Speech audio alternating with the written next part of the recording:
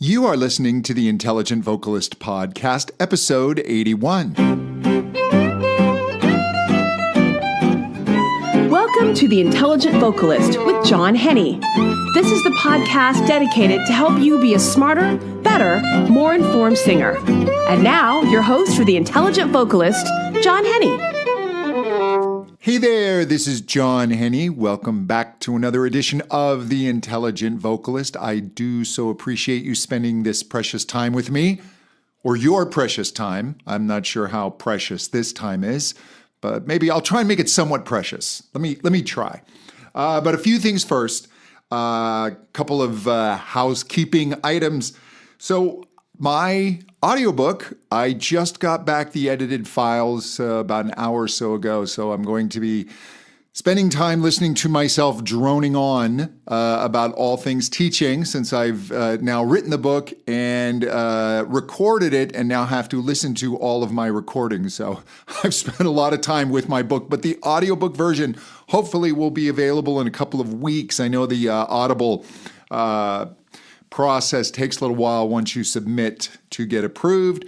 Once that is approved, I will indeed be letting you know so you can have the audiobook version of my book, Teaching Contemporary Singing, which is available at Amazon. You could just go and search my name. I'd love it if you get a Kindle copy or even a hard print copy. It's not hardback, paperback. Speaking of that, the signed copies are currently sold out, but I'm going to be getting some more in. So if you want a signed copy, send an email to frontdesk@johnhaney.com, and Tracy can let you know how to get one of those. And then my Contemporary Voice Teacher Academy, as of right now, when I post this podcast on a Tuesday, is open for enrollment, but it's only going to be open for a few days. So go to the show notes for this episode, johnhaney.com/81/81, and there will be a link there. And the reason I want you to go to that link is I'm throwing in a couple of extra bonuses. A couple of free courses. One is a piano for voice teachers course that will take you from not being able to play at all to being able to play teaching scales and accompanying your students. The other one is a course on understanding voice acoustics, and it's a really good introduction to the science of that. And as well, you get the full Contemporary Voice Teacher Academy.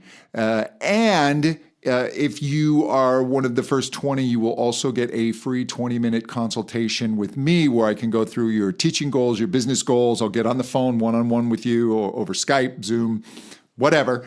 And we'll go through and give you a roadmap to grow your business, deal better with voices, whatever it is that I can help you with, I am happy to help you with. So if you jump on, go to johnhaney.com/81, and the link will be there. And if you hear this in time, the doors will be open. I believe I am closing this Thursday. I think. I should know this, but it's not open that long, so you'll want to act quickly. Also, the price is $49 a month. That will be going up later this year, but you will not have a price increase if you jump on now and remain a member. Later this year, June. In June, I'm going to be teaching at this amazing voice conference. So if you're going to be in Los Angeles, I'm going to be part of this amazing group of presenters who are coming around this great cause for the Osborne Head and Neck Institute.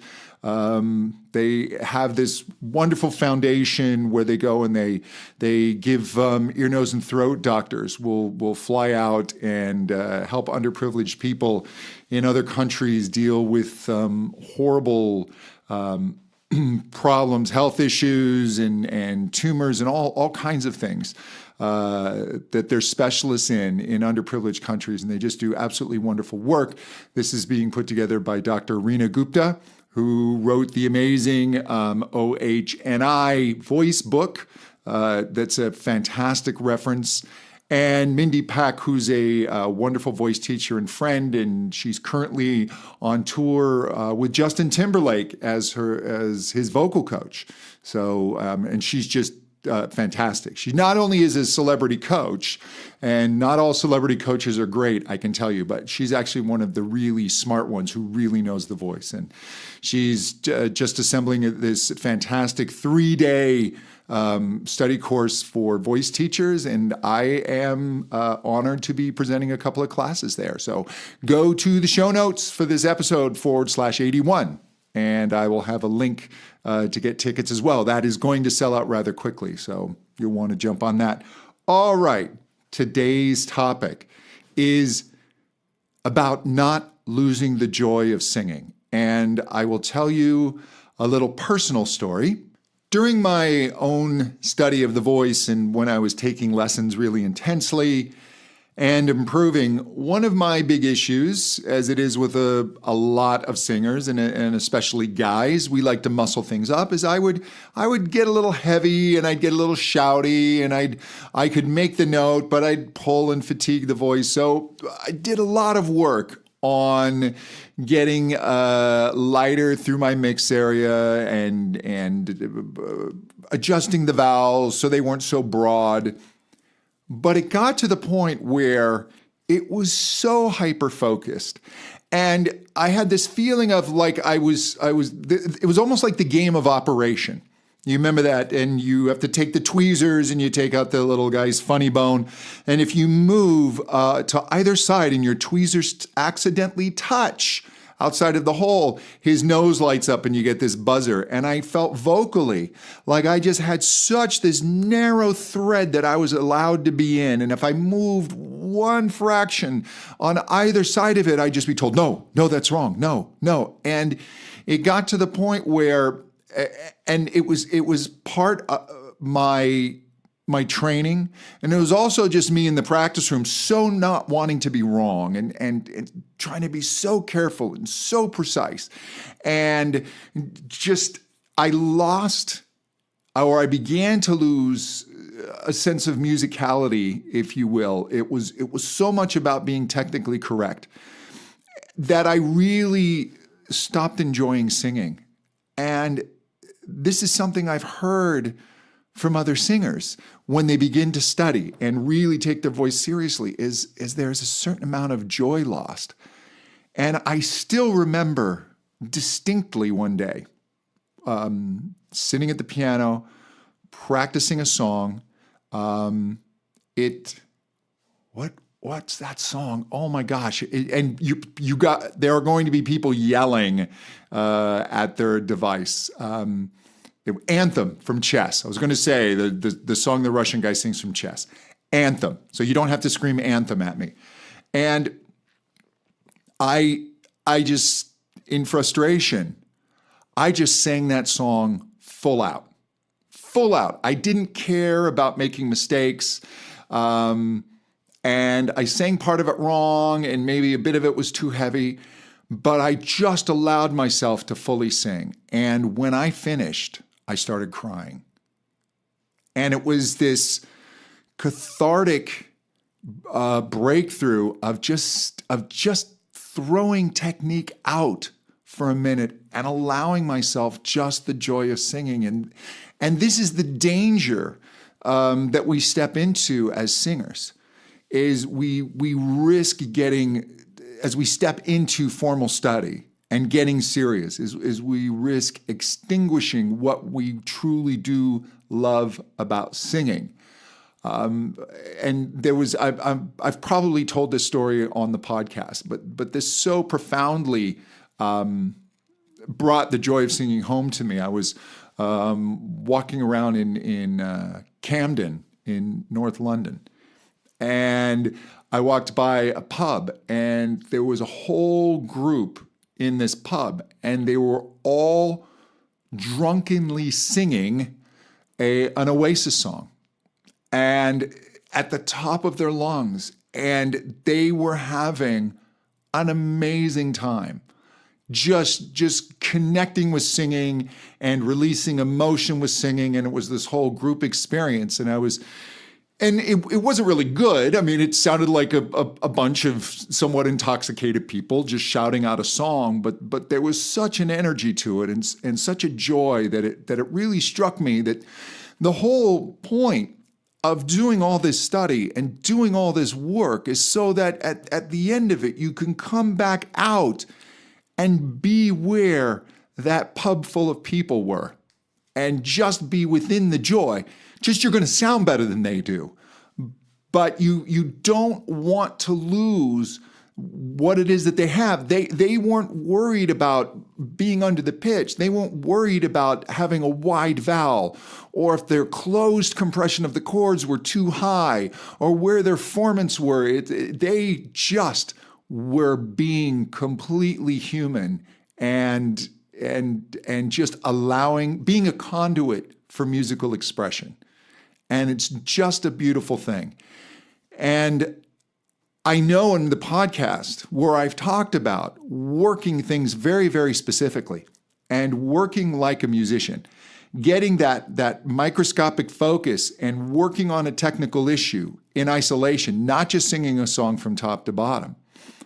But I feel I need to temper that with, at the end of the day, nobody cares about that other than this very, very small community of voice teachers and singers and people who've really trained themselves to do that. The people that you are going to sing for, the people who are listening do not care. They need to just be taken away somewhere. They need to be communicated with on a higher level than just speech. And they need the vibrations of music and the vibrations of your emotion through your voice to allow them to set aside their problems.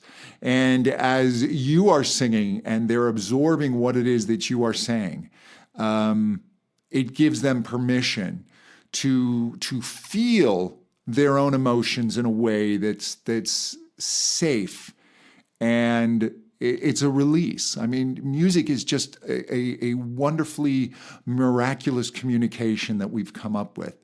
And the technical aspects, they don't care. Now, if you can't hit a note and you're completely out of tune and you sound absolutely awful, then you're going to pull them out of that magic trance. But some of this nuance, it's really just for us, and it's just to make it easier for you to communicate. But you need to set aside some time in your practice to just experience music for the joy of music, to sing a song that maybe is not totally in your wheelhouse, but you're just going to go for it and you're going to set all of your judgments aside.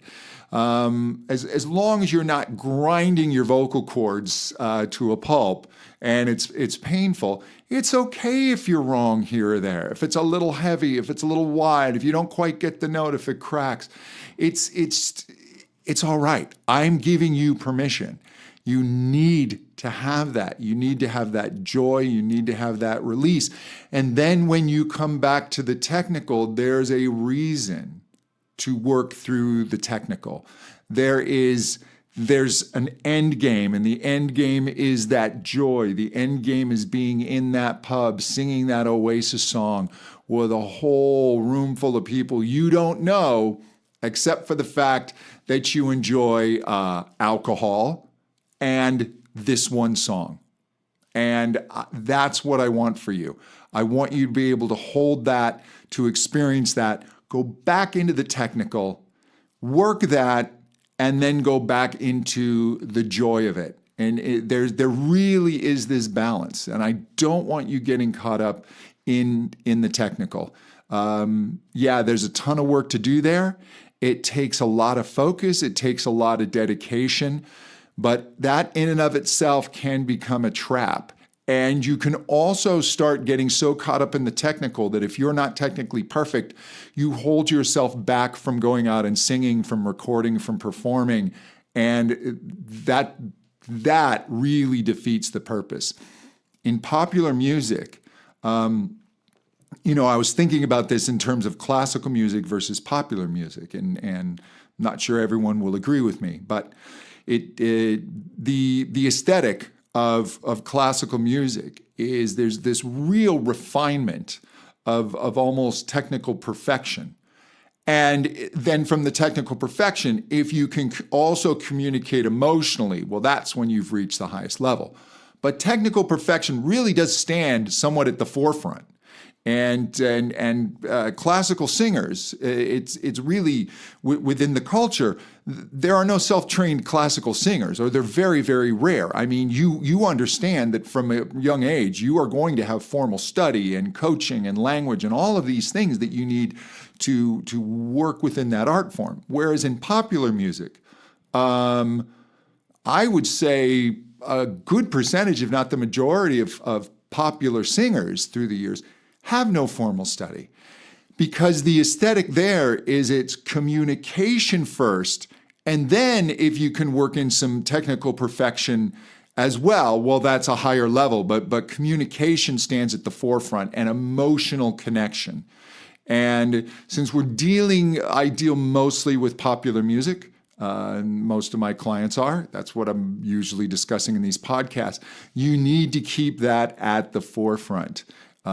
Don't go down a technical rabbit hole. And the other problem with being technique focused is it can give you an excuse. I've seen this with singers where they're afraid to get themselves out there. They're afraid of the judgment. They're afraid of getting on stage and allowing others to hear them. So the technical becomes their excuse. They hide in lessons.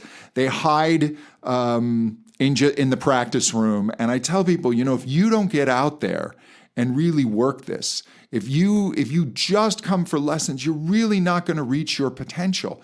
You've got to get out and perform. That you have to test this by fire and put yourself out there. Unless this is just a hobby. If it's a hobby and that's what you enjoy and you just want to practice and you just want to go to lessons, fine. But if you really want to sing, do not make lessons your excuse to not perform. Do not make, I don't sing as well as Ariana Grande or whatever, or any singer, so therefore I can't go out there. No, you got to find songs that you can sing now, or write songs that you can sing now, and get out there and experience being with an audience and that energy exchange. And you got to put yourself out there and you got to risk it. So you can't get stuck in technique as an excuse. You can't get stuck in technique for some idea of perfection. It's never going to happen. Technique is just a tool to help you express things better. And seriously, do not lose the joy of this. Singing is joyous. That's why we started singing. And when we can't use words to express emotion, we start to sing. And that's it. Don't lose the joy.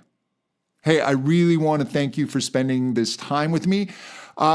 Please share the podcast. You can mention it on social media. You can go leave a review on iTunes or Stitcher or wherever you subscribe. You must be doing something out there, because the listens of the podcast are growing rapidly. I'm very, very pleased with that. So please help spread the word. That's how you can help support this podcast. And until next time, to better singing. Thank you so much. Bye-bye.